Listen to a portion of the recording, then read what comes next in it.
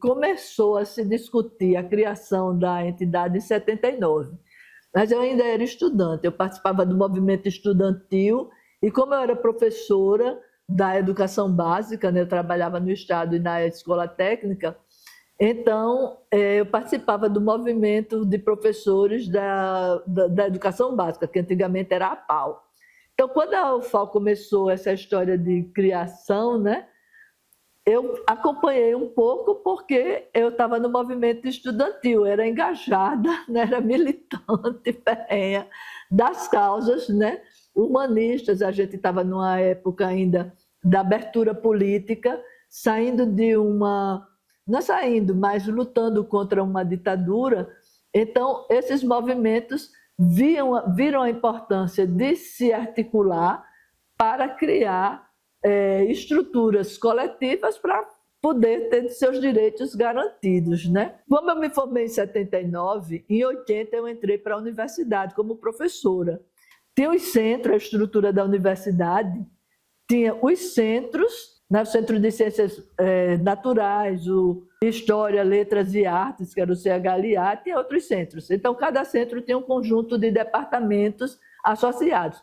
Então, para começar a estrutura da associação, os representantes dos centros e os representantes dos departamentos foram convidados a participar de uma reunião para criar uma comissão e que essa comissão daria início à criação da entidade, porque tem que fazer regimento, estatuto, criar as normas para poder promover um processo eleitoral. Então, essa comissão, eles criaram a DUFAL, registraram a DUFAL, fizeram todo o passo a passo da criação de uma entidade, de uma associação.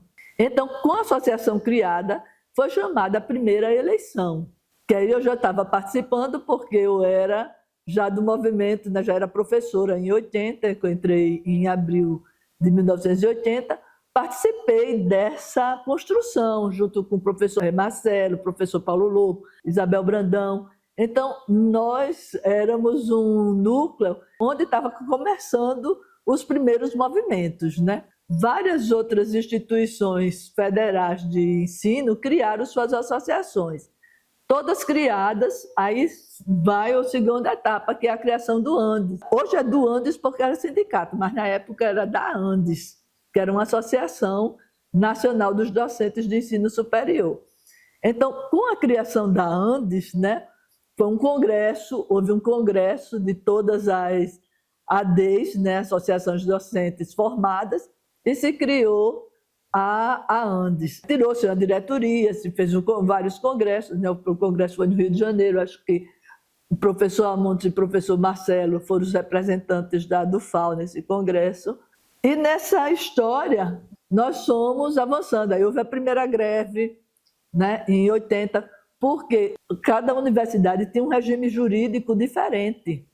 Então, a partir do movimento, desse movimento junto com a Andes, que se criou um regime jurídico único das universidades, porque cada uma, como era autarquia, cada uma tinha carreira, os valores do salário eram diferentes.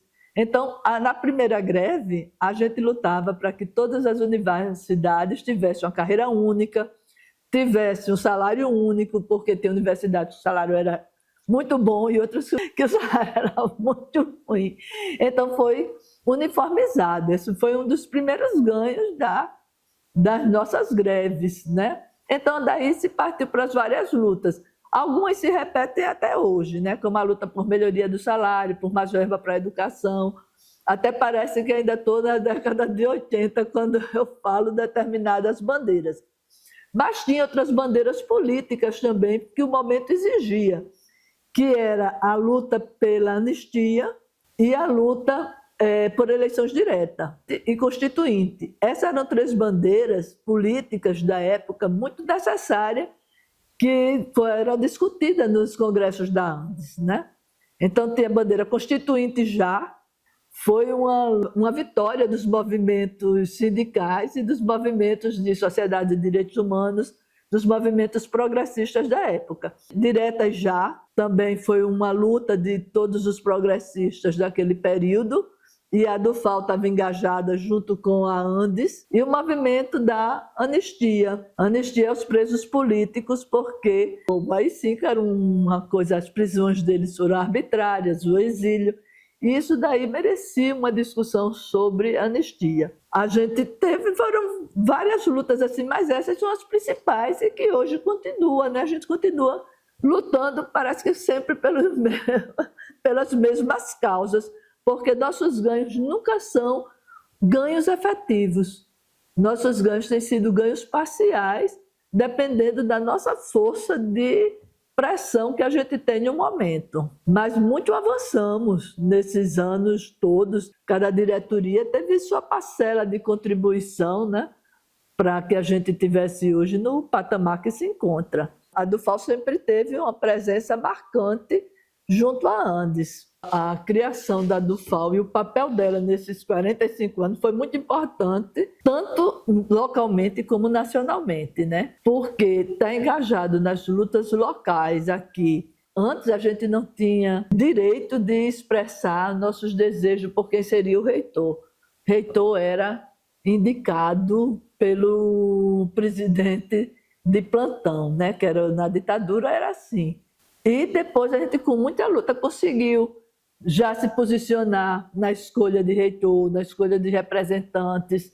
Foi muito trabalho, muito argumento, né?